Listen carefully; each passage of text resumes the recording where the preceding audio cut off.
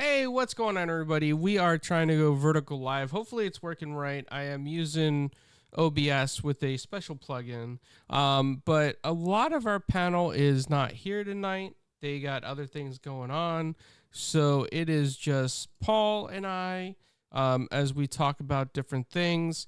And I can't see us live, which Yeah, me is neither. I'm looking too. So yeah. so unless there's a delay. Um, Let me check the studio. Just not good. Sorry, guys, if you are watching. We are just having some minor. Yeah, no, you're live. I had to go to subscriptions. Oh, okay. So we are live. Yeah. All right. I can't see the chat though, Paul. So if you could see the chat, let me Yeah. know. Yep, I can. All right, so everybody, welcome to another episode of 4GQ TV. Like I mentioned earlier, a lot of our panels are here tonight. PK, aka Dion, is at Black Tech Week in Ohio. Cozy is probably working. Animated Evil's in the UK, so it's really late for him. And Frog Boy, he's probably playing with his NVIDIA cards and his new Sony FX30 cinema camera. So tonight, Paul and I are going to discuss some things.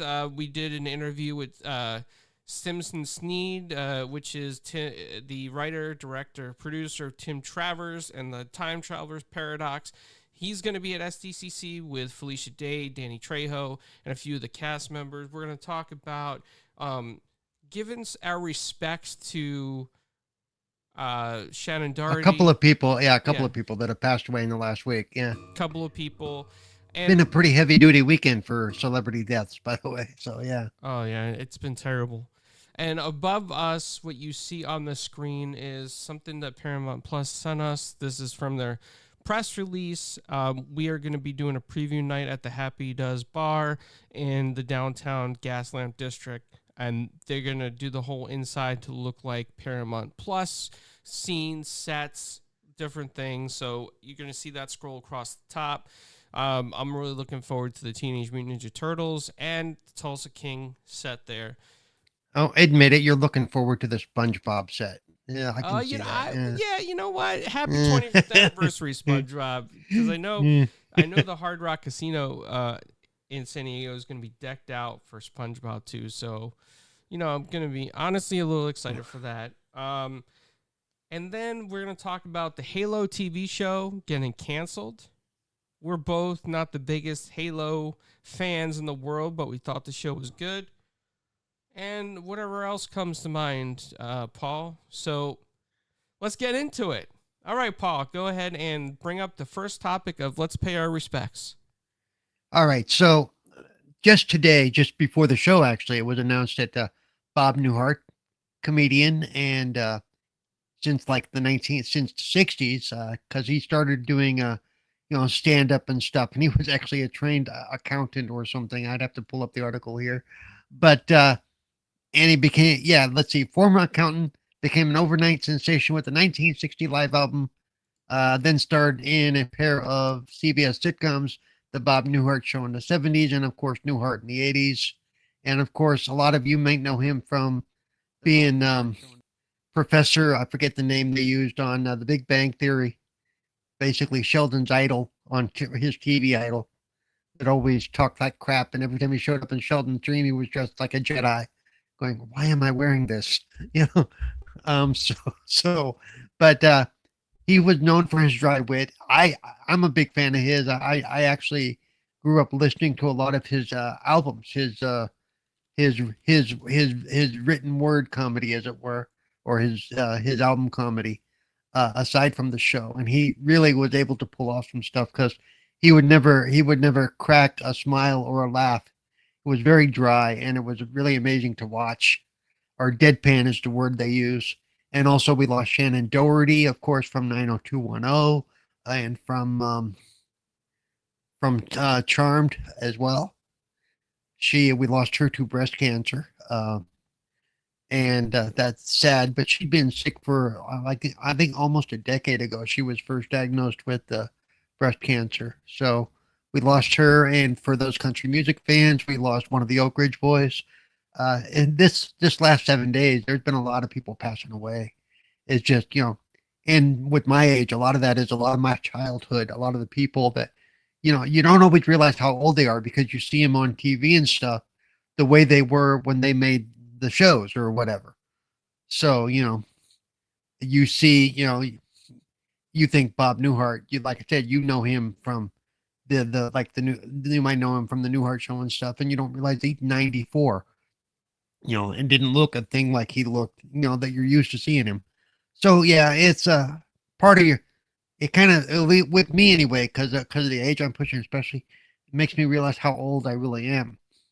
So, kind of like makes you look at, God, I can't believe all this is happening, but they'll be missed. Their style of comedy, and Bob was active up till the day he died. He would tweet every once in a while, even and stuff. And it wasn't people watching his account; it was actually him, which I thought was really cool. So he'll be missed. And Shannon Doherty, of course, will be missed. She was a big voice in the breast cancer survivor world for quite a few years. And over the last few years, I think, didn't you guys had some video of her that I saw on 4GQ TV, right? We did, yeah. We were invited to MegaCon as press, and we were able to cover the panel, the Charm panel, which ironically was the one. There was a feud over between her and Alyssa Milano. Alyssa didn't show up to the panel because of the feud, but Shannon in that panel did talk about some pretty deep stuff, right? And it was really interesting to hear, I think, for a lot of the fans there. Yeah, because there'd always been rumors and kind of stories that were printed in the press and stuff, and they hadn't spoken about it publicly for quite a while until between MegaCon and I think one other con the others showed up at. Basically, they all kind of spilled it in public. It's like, okay, here we go. But yeah, so I mean, at least you got to see her there, and like I said, she'll be missed, and it's just realize that enjoy the life you have. Be thankful for what you have. Enjoy the people around you. Let them know that you think about them and stuff like that. And I'm not going to get too morose here. There we go. Let's go on to the next thing. All right. So the next topic is it's news that broke today. And you know what? I think our thumbnail's throwing everybody off because I think for some reason it chose a thumbnail with the stream key. So I apologize if you guys are getting thrown off. But yeah, and it also says movie interview with Stimson Snead, which we'll post later. We do have that interview. We will post it. Oh, did you? Yeah. Wow. So, it does. Yeah, it does say movie interview.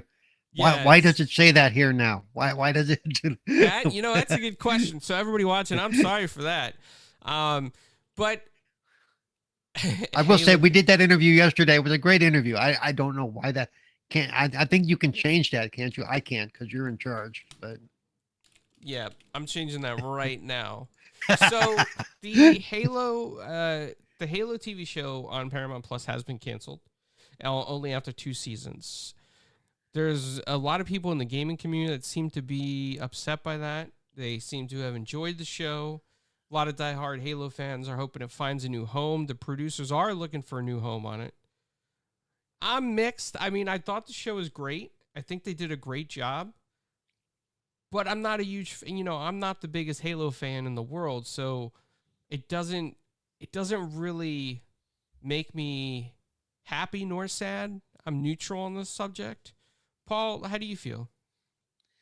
Here's the thing. I mean, I enjoyed the show for what it was. I was able to separate it from those who, diehard fans who read all the books and know all the lore and went, oh, they can't do that. They can't say that. Oh my God, he took his helmet off. He should be in his helmet 24/7. I've always said, can you imagine the way that uniform would smell if he never took that stuff off? I mean, he wouldn't be able to sneak up on anybody.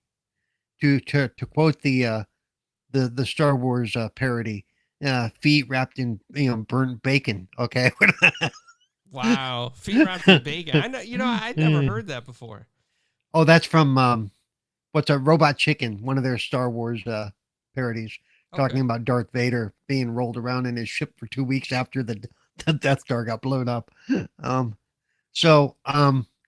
yeah, I mean, and we were talking about it before the show. I think part of what damaged this show is that people wanted a Halo show. Then when it wasn't the Halo show they wanted, they got all negative about it, and they and I think that kind of may have driven the ratings and the viewership down, because they couldn't get out of their own head and say, okay, this is different than what we know.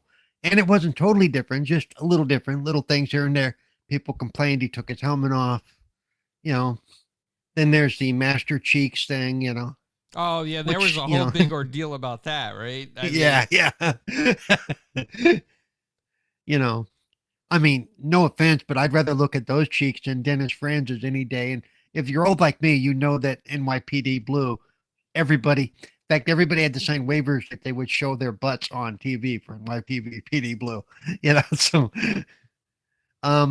so I think the hardcore fanship may have done this a disservice, because the show itself was good. And most people even said the second season was actually better, but they still chose to cancel it. So hopefully they'll find a new home.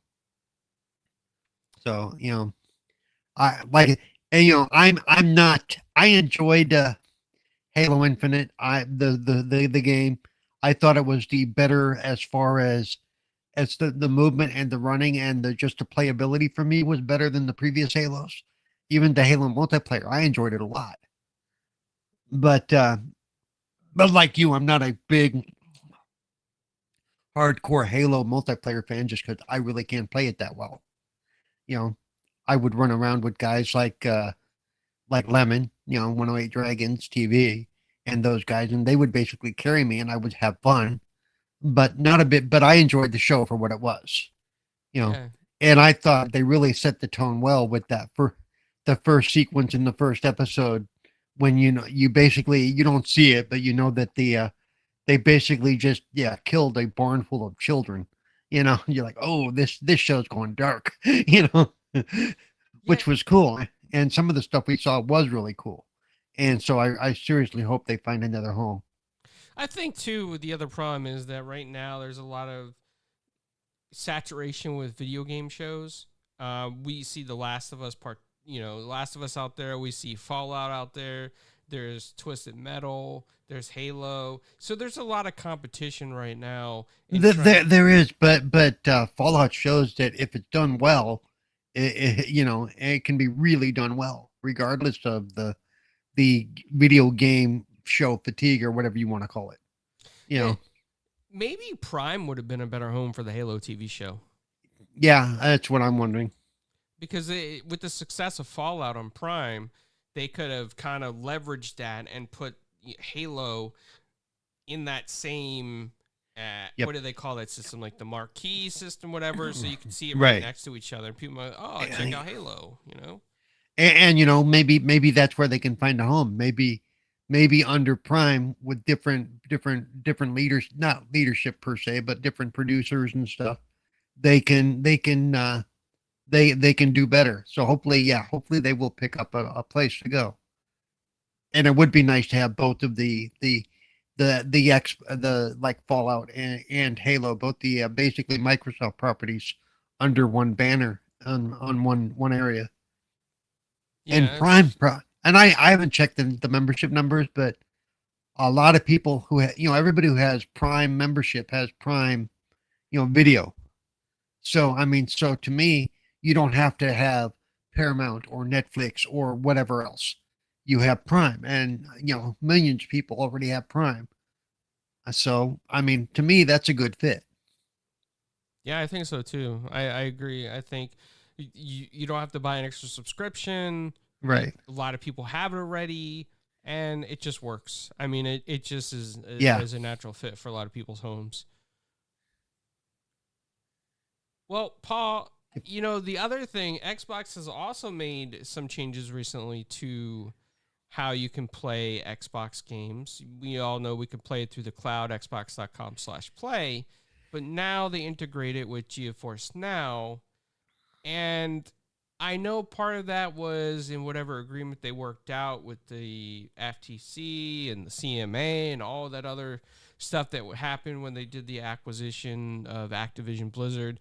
But also, I think it could lead to something bigger, and I'm going to speculate on this, okay? So we see that you can carry your library over, and GeForce Now can authorize the games that you have already on Game Pass on PC, and you can play it through the GeForce Now cloud. But could this be the start of a full integration of all the licenses you maybe own on the Xbox platform going forward? If those games end up on GeForce Now, could we see license transfers in the future? And maybe, because I mean that's what everybody's wanting, even for cloud play, is to be able to play not just the cloud games, but all the games that we own be available, like on our Fire Sticks, which was made available last week, which I've actually had a chance to play with and mess with, and it's pretty darn clean and quick for me. I know it's not the same for everybody, depending on their connections and things like that, but for me, it worked pretty darn well. So yeah, that's what everybody's looking for. And we know there's been talk that they are going to give us at some point in the future access to our entire library that can be played over the cloud. So yeah, I would like to see that. I personally, I messed with GeForce Now when it first launched, but I don't know enough about it to say how well it works and stuff. According to Lemon, it works very cleanly. According to Lemon, it actually works better than Xbox Cloud service when you're playing over GeForce Now. At least if I recall what he said. If he's listening, he's going to jump in here real quick and go, "That's not what I said," But No, I mean that's true. But no, you're onto something there, Paul. Because a lot of the different media out there, whether it's Tom Warren or I think even Ryan McCaffrey. Correct me if I'm wrong, people watching, or Ryan or Tom, if you're watching, correct me if I'm wrong. But I believe they actually said that GeForce Now boasts better performance in the cloud. Maybe it's because the user base might not be as big. I'm not sure. I'm just throwing a speculation out there. But if that's the case, it's a huge win for Xbox either way. Yeah. And it just shows that Xbox is really committed to putting their games everywhere for everybody to play. Right. And it's not a bad thing. Like, there's people arguing over this, console wars, and they shouldn't be. They should be happy that more people can play. Because when more people can play, we all kind of win. And it just brings more people into the ecosystem to play with, whether it's multiplayer, whether it's Sea of Thieves, whether it's Forza, It's just a better experience. And then also, when you get the opportunity to play games everywhere that you want, and it's convenient on your schedule, you can play it while you're traveling, on business, on vacation. Plus, I mean, accessibility-wise as well. I mean, it can open up doors for accessibility for a lot of people to be able to play at their convenience wherever they want. And can you imagine this? Speaking of accessibility, imagine like you have to go stay in the hospital for a while, and you're in a room and you have a TV that has a HDMI port. And most of them do now, and you can just your parents or whoever can bring over your Fire Stick and your controller. And right now it's limited what you can play, but still, you can plug that in and the kid can lay there in his hospital bed, or you can lay there in your hospital bed or sit in the chair next to him and you can play games together while he's in the hospital. I mean, we already have that, we have the programs that like Able Gamers and all that help fund the carts that are made that they have in the hospitals. Each hospital may have 5 carts for 300 kids, and those carts are, those carts cost what? I think $3,000 a piece. Some very large amount, because they're specially made carts that have the video game systems and the screens and stuff on them. Well, this is going to give them an alternative to give gaming to a greater group of people who might be stuck in a hospital, kids or otherwise. I mean, if I'm in a hospital, I'm going to say, bring me my Fire Stick, No, that's a great point. And not every hospital is eligible or has the ability to get those go-karts. I know that they really work hard trying to put them in as many hospitals as possible.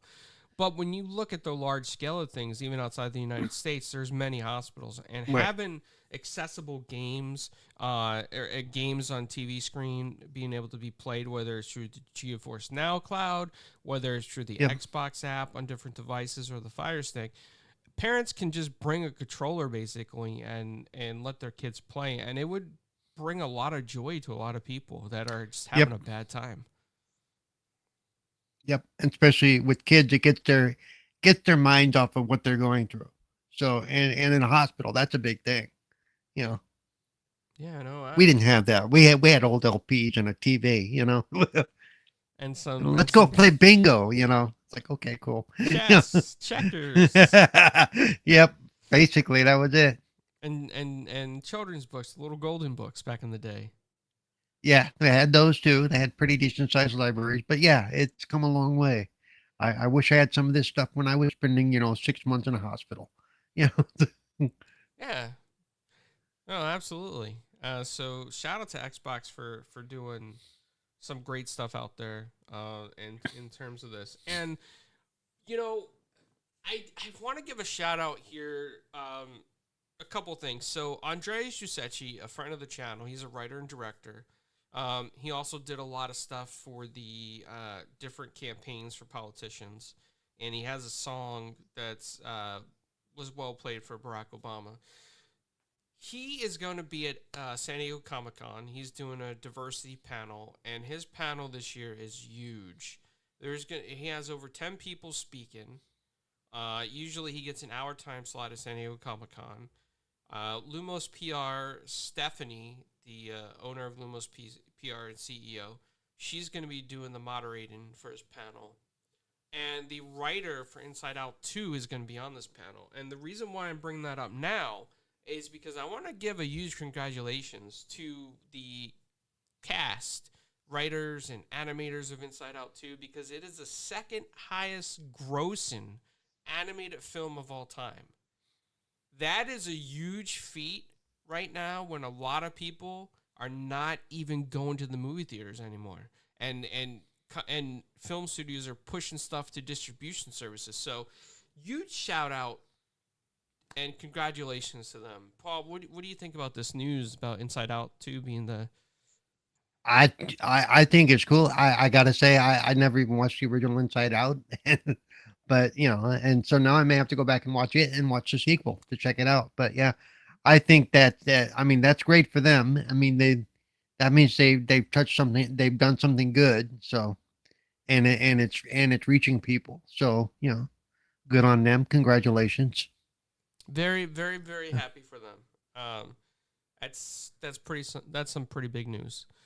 And with that, I'm going to go into something that Paul has played recently that has come out to Game Pass. And the reason why I want to bring this up, because I think in some ways what the developer did may not be the greatest thing. Now, I'm not saying the game's bad by any means. The game is probably a fun game for a lot of people. But turning off achievements on easy mode, it's kind of like, I know there's been this whole big debate in the past, right? Playing games on easy mode, should you get achievements? Is it fair to the ones that play on the hardest difficulty? But when you look at the spectrum of different players, you have to realize that there are many people that need to play on easy for accessibility reasons. Paul, including me. Paul, who has cerebral palsy, is an advocate and hardcore gamer, and he's a consultant for many different people in the game industry. Paul, how do you feel about Flintlock turning off achievements on easy mode? Okay, just so you know, I have probably played about a total of 4 hours across 2 different accounts, including I did a 2-hour stream on the Xbox Ambassador channel earlier, right before the show, as a matter of fact.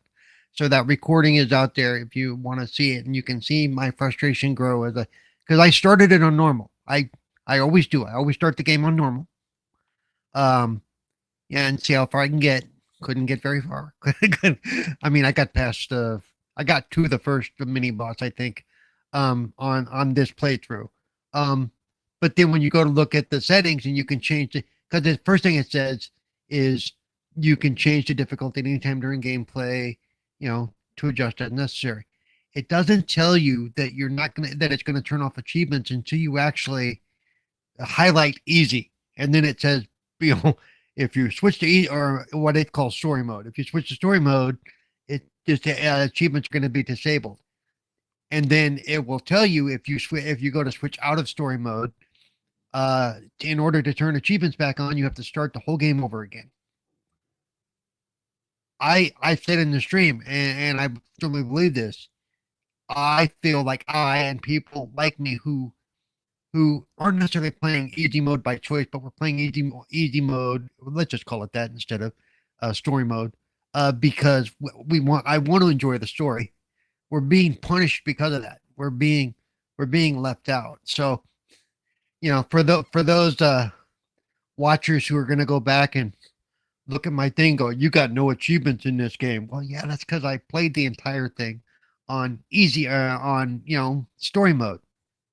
And yeah, part of me doesn't care about achievements, but at the same time, part of me likes hearing that ding. I'm sorry, I really do. I mean, when I'm playing a game and I hear that chime come up, especially the diamond chime, the rare achievement chime, that excites. It's like, oh, cool, I did something, and to have that taken away I'm really not sure what the reasoning is, except to punish people who use story mode. It's like, okay, you can use story mode, but your playthrough is not going to count. Say what? I mean, to me, that's just, it's not, I don't want to say it's not fair because I don't know if fair is the right word, but I think it's short-sighted. I think, and I've always been somebody who's always said, and Carlos will tell you this, that achievements that are locked behind difficulty settings, like you can only get this achievement if you complete the game on stupid hard difficulty, on nightmare mode. Well, blow me, because locking achievements behind the ability to play, that hardcore and to basically, punch yourself in the nuts for 6 hours is that really an achievement? I mean, it is, but I personally don't think there should be achievements beyond locked behind how well I can play your game. That may be just my point of view, but that's how I feel. I think that's a fair assessment because I think for a lot of people that are homebound and they enjoy playing video games, I think achievements kind of bring some type of joy to that fact that says, hey, you did something really cool in this game, and now you got like this thing on your profile that pops up and it says, hey, so-and-so achieved this, and it's a milestone, right? Like, so taking that away, it kind of, I think it hurts the community. I feel like it hurts the community. I thought we were getting past that. It actually surprised me to see it. In fact, somebody I know that reviewed the game said he didn't even notice it, didn't even know games did that. I said, yeah, some do. Now, one thing I will say they did add is once you turn on story mode, it gives you the option to turn on unlimited health. So you can still die if you take enough damage fast enough, but it keeps you alive a lot more. So if you are playing story mode, you can just it also makes the fighting a lot easier because you can go back and watch the VOD I did earlier today, and you can see the difference between the fights before I hit story mode and after. I mean, and it's just, to me, I mean, this is going to sound, I don't know if this sounds, it's almost too easy. Story mode is almost too easy now. Now it's like walking with a flaming hot knife through butter. It's just like, couldn't find anything between normal and story. Like they could have had actual easy mode in there, a fourth mode, easy, so that way it's just a little bit, it's a little easier. You still get achievements, but it's not walk through the story. That's just my opinion. There's a couple of things they could have done different. No, I agree. And hopefully they get the feedback and they kind of get the message and maybe they alter some things here, or going forward they realize, we should just keep it for everybody. Right. I want to move into something that, because, Dark Horse made a statement, Dark Horse Comics, and they did this on the verge of San Diego Comic-Con. Now, Dark Horse Comics felt like they had to put out a message that said, we do not condone the use of artificial intelligence generated images in artwork or our comics. And I feel Oh, like wait, not only did they say that, let's clarify. They said we do not allow. Okay, they actually it's in their contracts. No AI.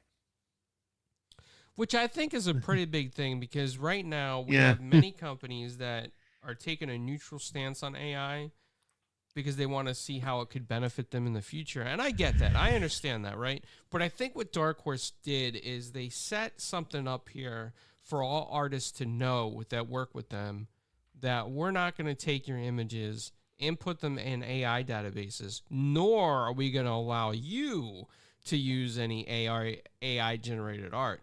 And I think with a lot of artists right now, that's a hot topic. And a lot of comic book artists are very concerned about that. So I think what Dark Horse did is they took a stand, and it may not be a popular one with big companies right now, but they took a stand for the people that work for them. And I think it's going to garner a lot of support from the artistic industry. What do you think, Paul? I think so too. I think they're showing the artist that, hey, if you come to work with us, you're going to be guaranteed that you as an artist are going to be doing the work. Because we're friends with a lot of the artists. We interview a lot of these guys. We talk to them at cons, and they are all, they don't want their work to be used to mock something up. They want the work. In order for an artist to work, he's got to be able to. There's got to be a need for him to draw the stuff, not for somebody to go, well, we want something that looks like Batman that's not Batman, and kind of mix it with Green Lantern and maybe a little bit of Wolverine, and let's see what the AI comes up with. They don't want that because that's going to put them out of work, you know. So I mean, I think this is an important step. Let's see. So I was looking here. Du-du-du.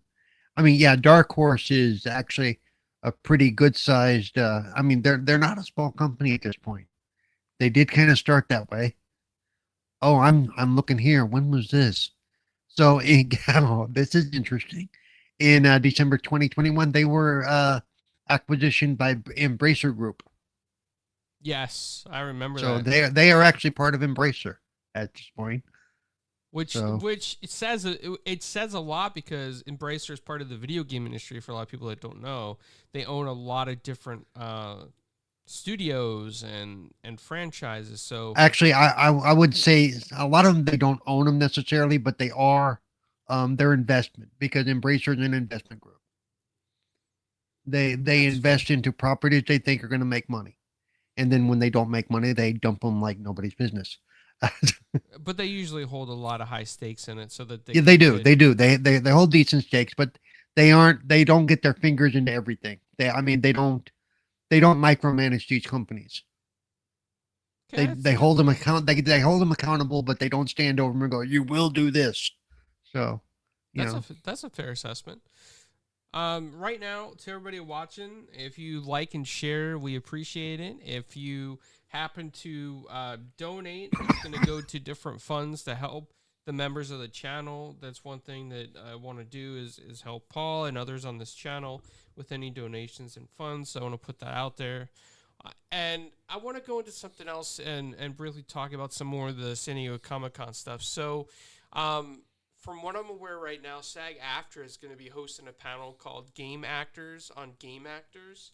And it's going to bring together leading video game performers, including Ashley Burch. If you may remember her, she did Tiny Tina in Borderlands, but she's also known for Mythic Quest and Horizon Forbidden West. And I'm going to say this name wrong, so I apologize in advance. Noshir Dalal, Red Dead Redemption 2, Star Wars Jedi Survivor.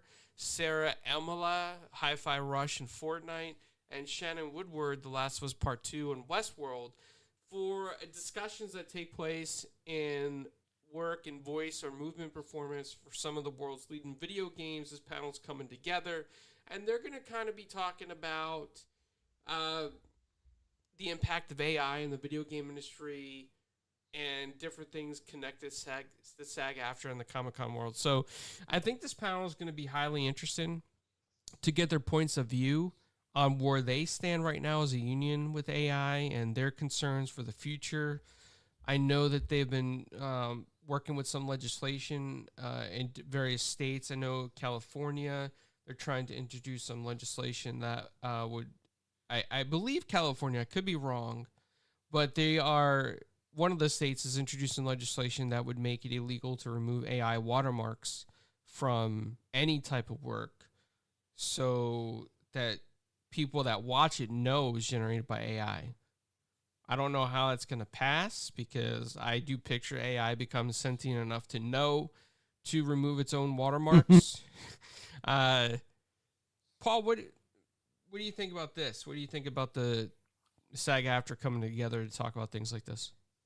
I think, I mean, if I go by some of the tweets I've seen, they actually let some AI stuff pass through their collective bargaining thing that they did because of the strike that probably never should have passed through.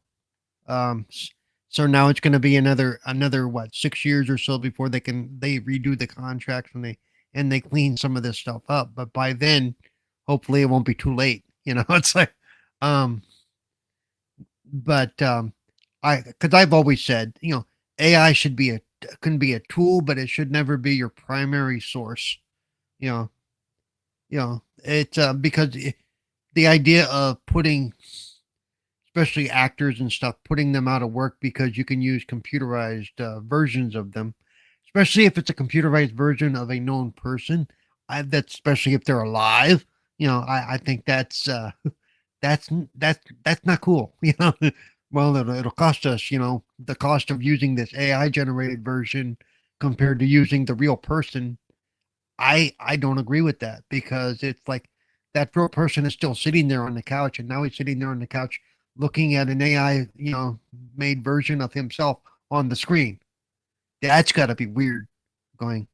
I mean, we've already know that some voice actors have said they've heard their voice and their words in work that they didn't agree to. Hey, Rock, how are you? Welcome. Yeah, welcome, man. So I think we need to get control of it. You're right, because at some point AI is going to be, we shouldn't let it take over this isn't, to me, this isn't the same as like in the same tone as like, yeah, factory workers were put out because they got automation in the factories to be able to build cars faster or things like that. This, even though it's kind of the same, it's not. It's a change in the industry. It's the industry's looking for ways to save money, but at the same time, you are talking about real people, and a lot of times, especially with AI, if you look at somebody's AI work or artwork and you go, that looks like something Jimmy Palmiotti did 10 years ago, and we talk to Jimmy all the time. Yeah. And we show it to Jimmy and he goes, yeah, that's part of that's mine. And, and that's not cool. Jimmy probably could have drawn you the same picture, and he needs the money too. He's got to eat, so, and this is all, a lot of AI usage is so that these literally billion-dollar companies can make more money on the top end for the executives. That's what a lot of it's about. It's so that guys like David Zaslav at WB and the guys, all that stuff, so that they can, they can show that, hey, we made profit of, and we did a great job. Yeah, but you laid off half your workforce. So yeah, you did a great job for the shareholders, but you also added to the unemployment system situation that we have in the country that really there's no read to it, because your profits were $44 billion. Okay, some of that $44 billion could have been used to pay all those people, and you'd probably still have $22 billion left to claim as profit. So we got to do something here before this, before we swallow ourselves in AI. Or it does become sentient and destroys us all. I mean, it's like the Terminator, right? Like, yeah. And by then it will be too late. Yeah, I mean, just for the people watching, if you know anything about AI, you got Sora coming out where you can make like movie scenes. You got different studios that are making stuff like Sora. There's a better one out there, I can't remember the name of it, that made a rhino that actually is like walking, and as it's walking, you can change the background from a jungle to like a safari, and it's fascinating stuff. Don't get me wrong. And then you have like things that do audio, like Udio, that can make songs and even put people like voices. Like it puts the whole song together, like 3 or 4 minutes worth of a song. It's crazy stuff. Right. And if you think audio AI is just that crap you hear on Facebook or YouTube on the shorts where the guy is talking like this and telling you about the great product they no, those are the cheap ones. Those are the old ones. They have stuff that sounds fluid natural now. Yeah, you They could have stuff that you can't tell. like mimic Paul's voice. No, whoever the hell would want to do that, I don't know. But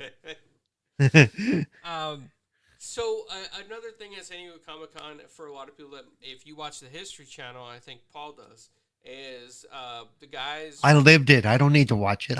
Well, that's true. You watched them build the first wheel. You know, during the yeah. You It was my idea. Smooth edges, guys. Smooth, rounded edges. So the Secret of Skinwalker Ranch. Basically, this is a show about a guy who owns a ranch that there's a lot of paranormal activity that seems to take place at this ranch. They're going to be there. We're going to be interviewing them. The panel's going to be moderated by Matt Zoller. Sorry, Matt, I'm going to say your name wrong. Seats, from New York Magazine Vulture. The cast is subject to change, as always, with San Diego Comic-Con, of who might show up, who can make it, depending on, things change, flights change. But they're going to be talking about the current owner, Brandon Fugel, alongside an incredible team of scientists, researchers, and experts. Paul, you've seen the show. Yeah. What do you think? Do you have any thoughts on this? I think it's interesting. I think it'd be interesting to hear them on a panel and actually be able to interview them and talk to them one-on-one and get some deeper information than the show showed, because like a lot of the paranormal shows, it's all very encapsulated and it, it's on the show, it's a lot of the same old. And we have our other friend whose name I can never remember that we see like every MegaCon and stuff. The one that lives in Florida here that we talk to all the time, or you talk to all the time. Yeah. And so we know we've talked to people who really experience this stuff, and they don't glamorize it for TV, and they don't do that. But yeah, I think this will be an interesting discussion, especially, for you, to be able to actually sit down and talk to the guys and kind of feel them out and get some more information. It's been a couple of years since I watched it, so I really don't remember a lot about it. But I did find it interesting. I just like the fact that it was called Skinwalker Ranch instead of Skywalker Ranch. That was a title mess up on my part. That doing something on Skywalker. Oh no, it's not Skywalker. And Skinwalker also sounds kind of like a adult film type of thing. But oh wow, that's I mean, but it wasn't that either. So. So, I mean, it's interesting. I hope you get some good stuff while you're there. So, there's a couple other press conferences that are going to be there. I'm just briefly going to go over it here. So, I keep telling you to actually give me a list. Yes, and Paul, I will give you a list. I'm going to try to call. I might see with some of them if I can call you and allow you to ask a question on some. Yeah. If they allow do that with Jonathan Frakes, I will be your friend forever. I don't know if that guy will allow it, but we could try. I can ask. So there's a couple that are back to back that we're going to be in. One of them is Mortal Kombat 1 with Ed Boon.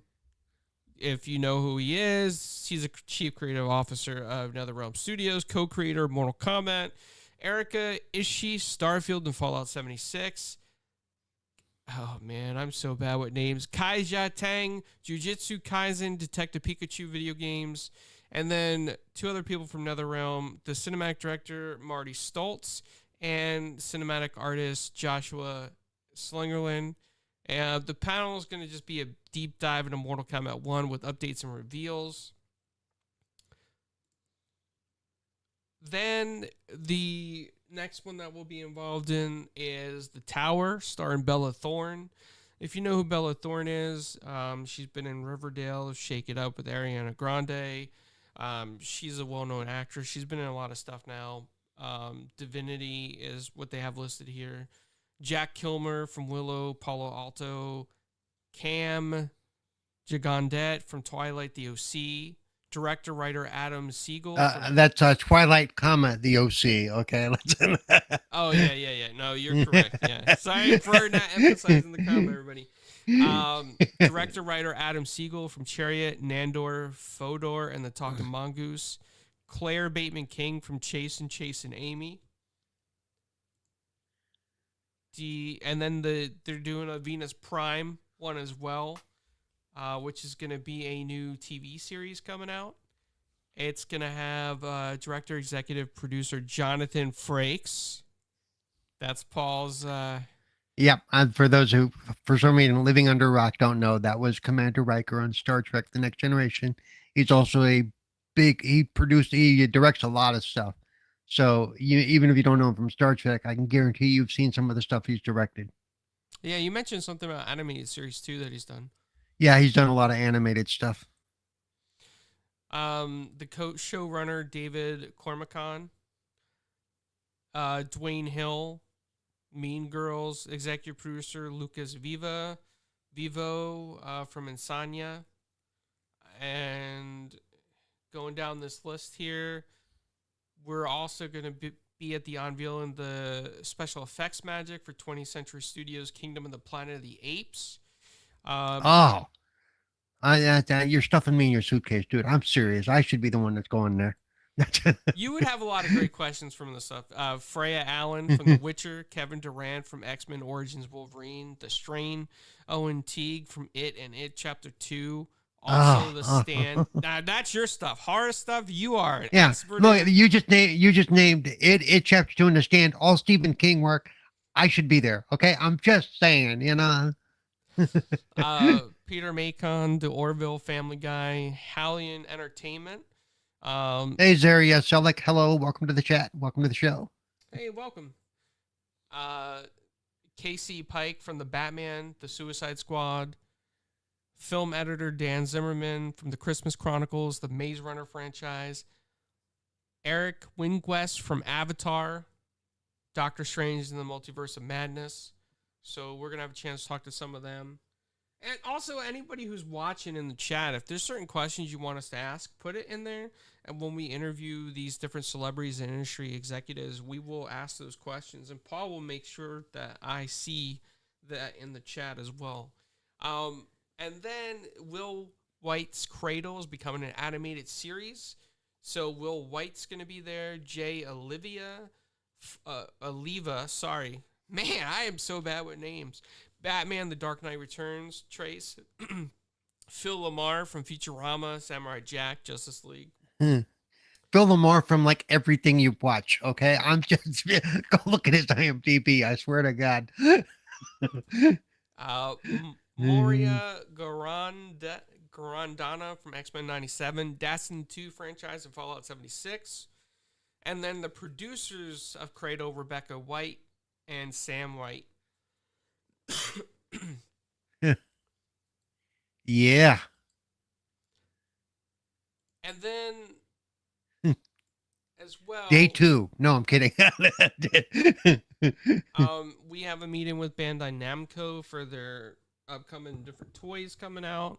We have a meeting with Pop Mart, who's also got some licensed stuff with toys, which I don't know if hopefully we're gonna make that one. And we have some other stuff coming. Okay, if Pop Mart offers you a Terrifier 3 pop stuff, because they do have them out now, you better give me 1, 2, or 3. Okay, I'm just saying. Pop Mart, Art the Clown. You know, if they do any Art the Clown stuff, they've started a new line. Yeah. All right, I'll keep that in mind. And yeah, no, definitely. We have other stuff coming through, like Stern Pinball and Lionsgate Entertainment. They're doing a John Wick pinball table. So, nice. So if you like pinball, that's exciting. Of course, the problem with the John Wick pinball is if once the 5th ball drops, 3 guns come out and shoot you in 3 places on your body. So yeah. It's very hardcore. It's very. And Knees, then, nuts, and head. That's what John Wick does. wow. Paul. And then also, uh, Atsuko is a lead and retail experience for fans of all things Japanese lifestyle and culture. They are going to have a booth there with spokesperson Jonathan Smith to talk about the brand's exclusive Berserk, Cyberpunk Edgerunners, and Jujutsu Kaisen collections, which is going to be pretty cool. So let me see. I'm going to look at the Pop Mart stuff. It looks like it's going to feature a selection of top-selling characters such as Molly, Hirono, the Monsters, Skull Panda, Ooh. many others. They don't mention art. No, but the Art the Clown stuff is brand new, dude. So if it shows up there, They're going to have a so Marvel photo frame blind box series. nice. $15.99 per blind box. The Monsters times How to Train Your Dragon figures. Yep. Peach Riot, Punk, Angle figures. Yeah, so there's going to be a lot of pretty cool stuff there. I'm excited. I really do wish Paul was going as well. I know that Paul, there's a lot of interviews that I would send Paul to for sure, especially Jonathan Frakes. He would have a lot of great questions. And like I said, anybody in the chat, if you want to drop a comment later or now, whatever questions you might have, we will ask to the executives, industry, Yep. etc. We'll be meeting up with some Marvel people as well that we're friends with, going to some of their panels like Jimmy Palmiotti and Amanda Connor. We're going to meet up with Marvel's Ryan Panagos. And I mean, there's just so many people that I can name that we're going to see there. So feel free to drop that in the comments section. Paul, is there anything else that you want to bring up? Not that I can think of. I think we pretty much covered everything. It's game wise, it's been a relatively slow week. I mean, as far as I'm concerned, Xbox is on fire with this is Flintlock is the beginning of all the drops that are coming to Game Pass. I'm excited for the next few weeks, man, and going into next month. We got some big games coming out. Not only Game Pass, but we have the Star Wars Outlaws game is coming out in August, and the new Assassin's Creed is coming out. I mean, so yeah, we're gonna be playing a lot of great games here. That's what I'm looking forward to. Yeah, So. games that will keep your attention for a while, and I think Yep. that's what we all can look forward to as gamers. It doesn't matter where you play, how you play, just have fun playing games and stop arguing on the internet over video games, because Yep.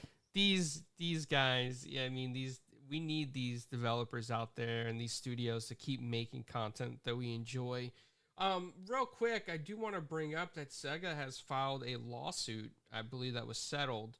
They made an agreement with the person, but apparently an unnamed individual out there on social media has been harassing one of their employees nonstop for a while, even though Sega has asked them to stop. And the person just continued. So Sega did take action, legal action, to find out who they were and took them to court. And I believe the court case was settled. The person has agreed to remove all the social media content that was derogatory, insulting, harassing, and agreed to some fines as well. So I'd like to point that message out there to a lot of people that are watching, that maybe on the internet, talking to game studios, developers. Just be a kind person. It's okay not to like something. It's okay to criticize something, say you don't like it, but don't take it to a personal level, and don't take it to a point where people are afraid to do their jobs, because they're human just like you. At the end of the day, they're human just like you, and they deserve to be treated with dignity and respect. And people understand if you don't like their artwork or their creative devices. Yeah, I mean, there's no reason to get so bent because you're not happy with the way a show went or the way a game went, that you need to be like harassing the developers or anybody involved, or worst case, and we've seen it, making death threats and stuff. Yeah. So with that, Paul, where can people find you? You can find me on X, formerly called Twitter, at Cerebral Paul 1. You can find me Twitch at Cerebral Paul. You can also find me at Twitch on the Xbox Ambassador channel on Wednesdays for Gaming Differently with Cerebral Paul at 1:30 p.m. Pacific, 4:30 p.m. Eastern. And then you can find me on Mondays and Thursdays here on 4GQ TV, Tuesdays with the Retro Renegades, and then Fridays with Wasted with Wise. And you can find me on 4GQ TV. We'll be covering San Diego Comic-Con. We're going to redo our website to have constant updates and a better layout. And then you can find me at Tampa Bay Comic-Con. You'll find Paul at Enchantment Con in Jacksonville, and hopefully LOL Jax as well, which is a film festival coming up. And somebody we interviewed, real quick, let's give him a shout out, Paul. Let's give him a shout out. T.L. Westgate and I can't remember the name of his film company. I always forget because, but he'll be out there, and he did a film. He's gonna have a film at LOL Jax. That's gonna be fun to watch. And he does a lot of mostly comedy shorts and stuff. Even the one horror short I saw had comedy in it, and it was hilarious. It's called The Cure. But him and his group have been doing the festival circuit for going on over 10 years now, I believe. And this will be like their 500 thing, I think, for all their films, and their films have gone worldwide. And so it's going to be exciting to see him. I've known TL for about 20 years. So it's going to be great to see him in person again. I'm looking forward to it because I like these little film festivals. They're kind of cool. And then for a film that we did the interview yesterday with, I don't have his name on top of my head. You said it earlier. Stimson. Yeah, Stimson Snead. His film that we that you also had the name of that I don't have the name of. Travers and the Time Traveler's Paradox. Yes, Tim Travers and the Time Traveler's Paradox. If you get the chance to see this at a festival, because they're doing the festival circuit right now, and they're all over the place, make sure you catch it. I'm hoping it's going to be at one of the things we're going to be at. Carlo and I got to see a screener. It's hilarious. So if you get a chance to catch that, be sure you do that. And Tim will appreciate it. And I mean, or Simpson will appreciate it. Stimson. He was a really fun interview. It was interesting to talk to him. And the film stars like Felicia Day and bunch of Keith David, Danny Trejo. And Danny Trejo shows up. I mean, they and this is a little indie film, and they shot this film from start to finish. Took them, I think they said 90 days. Because they had a filming window they had to use or lose. So it's a very fun thing. It's based on some of you who've gone to film festivals may recognize the name from a previous short that they did, but this is actually a full-length picture, like 2 hours long, based on time travel and the trouble he gets into. Trust me, you're going to want to see it if you like good, fun comedy that's going to have you thinking twice about what it was a lot of fun. And the effects they do are just, for being on basically a shoestring budget, you wouldn't be able to tell. They really did a great job. So be sure to check that out. Yeah, I think so. And the interview should be up soon, right? Yeah, it should be up soon. We'll get it up. Cool. Yep. So be sure to check that out. I'll talk to you later. Later, guys. Have a good night, and see you guys next time.